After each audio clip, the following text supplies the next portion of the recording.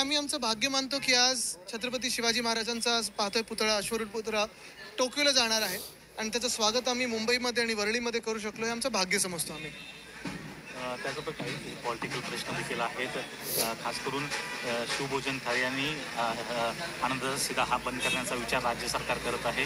कुठेतरी आर्थिक शिस्त लागावा असा राज्य सरकार. मला वाटतं आर्थिक शिस्त ही साधारणपणे काल आपण पाहिलं असेल, कॉन्ट्रॅक्टर्सनी देखील 1 दिवसाचं बंद ठेवलं होतं. साधारणपणे 1 लाख कोटीची बिलं अजून थकलेली आहेत. मुंबई महानगरपालिकेची पण बिलं अजून राज्य सरकारकडून बाकी आहे. मग ते मद्यभोजनचं असो किंवा शालेय शिक्षणाचं असो, अनेक गोष्टी ह्या राज्य सरकारने पैशात बंद केलेल्या आहेत. एकंदर आर्थिक शिस्त म्हणजे राजकीय शिस्त ही स्वतःला त्यांनी लावणं गरजेचं आहे. कॉन्ट्रॅक्टरसाठी उधळपट्टी करायची आणि मग शिवभोजन थाळी असेल जी आम्ही सुरू केली होती, आपण पाहत असाल 5 रुपयात आपण सगळ्यांना जेवण द्यायचो. मग ही तर थाळी आपण मोफत केली होती कोविडच्या काळात.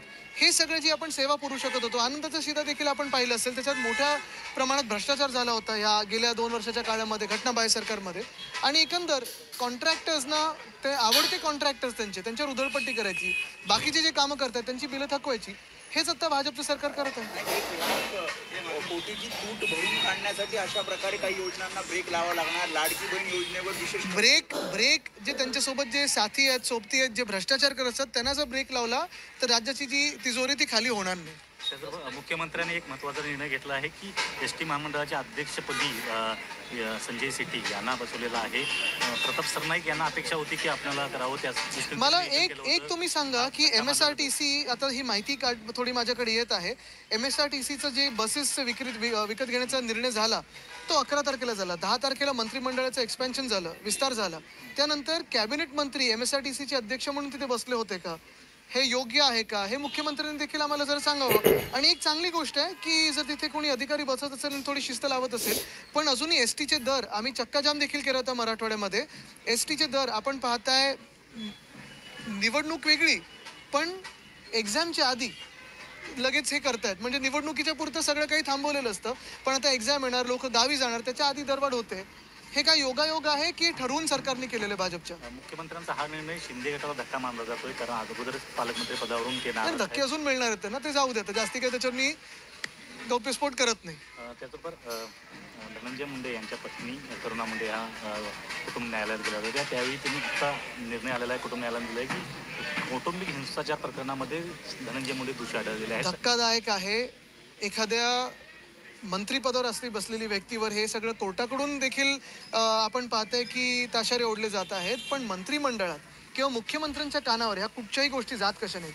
आणि जसं मी सांगितलं ना, बीडचा जो प्रकार होता तो काही आम्ही त्यांच्यासाठी न्याय तर मागतच आहोत देशमुख परिवारासाठी, परंतु हे देशमुख भाजपचे कार्यकर्ते होते आणि त्यांची मर्डर होऊन देखील जर भाजपचेच कार्यकर्ते आज महाराष्ट्रात सुरक्षित नसेल तर अजून कोण आहे, हा विचार देखील आपण करावा.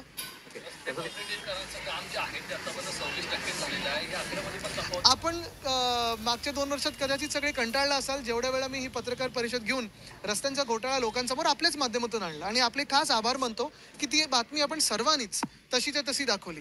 आपल्याला आठवत असेल जेव्हा हे दोन्ही घोटाळे मी लोकांसमोर आणत होतो 15 जानेवारी 2023 रोजी आणि नंतर देखील, तेव्हा पण सांगितलं होतं की रस्ता घोटाळा आहे. एक मी आभार मानतो जे म्युन्सिपल कमिशनर आहेत त्यांनी एकनाथ शिंदे यांना एक्सपोज केलं, त्यांचा खोटारडेपणानं एक्सपोज केलं. जे सांगत होते की 2 वर्षात आम्ही मुंबईला खड्डेमुक्त करू, मी सांगत होतो की शक्य नाही आहे आणि होऊ शकत नाही. आज आपण पाहतोय त्या बजेटमध्ये अर्थसंकल्पात सांगितलं गेलं की 26%च रस्ते झालेले आहेत. मुंबईत आपण पाहतोय सगळीकडे रस्ते खोदलेले आहेत. सिवर लाईनसाठी असेल, अजून काही काही गोष्टींसाठी असेल, एक सुद्धा रस्ता पूर्ण झालेला दिसत नाही आहे. माझं चॅलेंज तर हे आहे की 26% पण रस्ते पूर्ण झालेले नाही आहेत. 5%हून जास्ती कुठेही रस्ते पूर्ण झालेले नाही आहेत. BMCच्या 690 13 कोटींची तरतूद करण्यात आलेली आहे, मात्र रस्ते जे खोदून ठेवलेले आहेत मुंबईमध्ये जागोजागी, यामुळे मोठं प्रदूषण होतं. बघा, मुंबईत पर्यावरण जर आपण खरोखर त्याच्यावर बोलायचं असेल, चर्चा करायची असेल तर एक तर सखोल चर्चा त्याच्यावर झाली पाहिजे. आम्ही तयार आहोत काही आमच्या ज्या सूचना आहेत त्या करण्यासाठी, कारण आम्हालाही वाटतं राजकारणाच्या पलीकडे जाऊन मुंबईचं पर्यावरण हे सुधारलं पाहिजे. त्याच्यात पहिली गोष्ट म्हणजे मुंबई क्लायमेट ॲक्शन प्लॅन ह्याच्यावर आपण काम सुरू केलं पाहिजे. जो क्लायमेट ॲक्शन प्लॅन आम्ही त्यावेळी 2021-22 साली बनवला होता. त्याचसोबत सॉलिड वेस्ट मॅनेजमेंट, म्हणजे तुम्ही घनकचऱ्याचं जे व्यवस्थापन आहे, कर लावताय, अदानी कर आमच्यावर लावताय, पण अदानी कर लावण्याच्या ऐवजी घनकचरा जर तुम्ही वेळेवर उचलला, विलगीकरणसाठी आम्हाला मदत केली, तर या सगळ्या गोष्टी थोड्या आपण टाळू शकतो. तिसरं म्हणजे जो कचरा जाळला जातो, अनेक गव्हर्नमेंट इन्स्टिट्यूशन्समध्ये देखील आपण पाहतोय आणि बिल्डिंगांमध्ये जाळला जातो, तो रोखणं गरजेचं आहे. चौथं म्हणजे मोटर व्हेकलमधून जो प्रदूषण आपण पाहतोय, ठीक आहे, आता कोर्टाने पण त्याच्यावर लक्ष घालण्यात सुरू केलेलं आहे. पण आम्ही इलेक्ट्रिक व्हेकल पॉलिसी 2021 जी आणली होती, तशीच आता 2025 पासून पुढे काही महत्त्वाची ही इलेक्ट्रिक व्हेकल पॉलिसीमध्ये दुरुस्ती करून अपडेट करून त्याचं आणलं पाहिजे. मुंबई महापालिकेनं अभियंता भरती प्रक्रिया सुरू केलेली आहे, परंतु जे सेंटर आज आमचे विरोधी पक्ष नेते अंबादास दानवेजी जाऊन आयुक्तांना भेटून आले, महानगरपालिका आयुक्तांना भेटून आले. जे सेंटर्स आहेत, आपण पाहाल काही फोटोज जे माझ्याकडे आलेले आहेत त्या लोकांकडून जे एक्झामसाठी बसत आहेत, अतिशय भयानक आहेत. काही ठिकाणी फक्त एक पत्र आहे, कुठे काही लीक होऊ शकतं, कॉपी होऊ शकतं.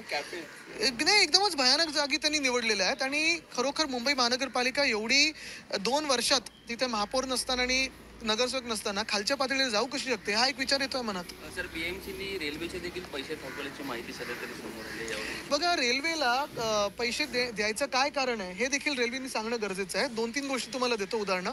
एक तर डिलाय रोडसाठी आम्ही 90 कोटी BMC कडून दिले होते. त्याच डिलाय रोडसाठी रेल्वेने 3 वर्ष लावले, 2दा काम चुकवलेलं आहे. गोखले रोडचं ब्रिज रेल्वे आणि BMCची सांगड होती, तिथे देखील आपण आधीच पैसे दिले होते, ते देखील अजून दिले नाहीत. रेल्वे कधीही मुंबई महानगरपालिकेच्या कामांना किंवा काही विनंती असतील त्यांना कधीही पुढे येत नाही. मग ते कल्वर्टचं क्लिनिंग असो, पावसाळ्याच्या वेळी असो, किंवा ज्या ट्रेन अडकतात पावसाळ्यामध्ये तेव्हा काढायला पण आपल्याला कधी कधी देत नाही. असंच करत असताना रेल्वेने मुंबईमध्ये काय भूमिका घ्यावी. आता तुम्ही आठवत असेल, रेल्वेलाच आपण बुलेट ट्रेनसाठी BKCचा भूखंड मुंबईने दिलेला आहे, फुकटात दिलेला आहे. 5,000 कोटीचा भूखंड फुकटात दिलेला आहे. पण तिथेच जो माहीम कॉजवेवरनं आपण वांद्र्याकडे जातो, त्या ब्रिजमध्ये 3 पिलर टाकायला 900 कोटी मागितले होते रेल्वेने. कशासाठी द्यायचे 900 कोटी? आणि रेल्वे नक्की काय करते मुंबईमध्ये आपण पाहतोय, रोज चिंगराचिंगरी सुरू आहे. सेफ्टीमध्ये अजूनही काही चांगलं दिसत नाहीये. मुंबईकरांना पर्याय नाही म्हणून आपण 55 ते 60 लाख लोक रेल्वे वापरतोय. ठीक आहे, ती वेळेवर सुविधा आपली देते. रेल्वेचे आपले कामगार आहेत, रेल्वेचे ड्रायव्हर आहेत, ते खूप चांगली सुविधा देत असतात. पण रेल्वे मंत्रालय काय करतंय ह्याच्यावर विचार करणं गरजेचं आहे. सर, हे सरकार म्हणतं की आम्ही शेतकऱ्यांसाठी देखील खूप काही केलं आहे, मात्र जर कर्जमुक्ती कधी देणार? सोयाबीनला कधी भाव देणार? कापसाला कधी भाव देणार? हा पण मुख्य प्रश्न आहे. जर आपण पाहिलं तर ठिकठिकाणी पक्क्या भिंतीचे बांधलेले नाहीयेत, कंटेनर खूप ठिकाणी उभारलेले आहेत. सकाळी देखील ही घटना घडली होती भायखळ्यामध्ये, प्लाऊट पडलं होतं एका चौकीमध्ये. मला वाटतं काही ठिकाणी कन्स्ट्रक्शन करणं थोडं कठीण असतं, तिथे कंटेनर बांधतात. पण हे कंटेनरमध्ये देखील सेफ्टी मेजर्स काय आहेत त्याच्यावर विचार करणं आणि नक्की पाहणं गरजेचं आहे. ABP माझा, उघडा डोळे बघा नीट.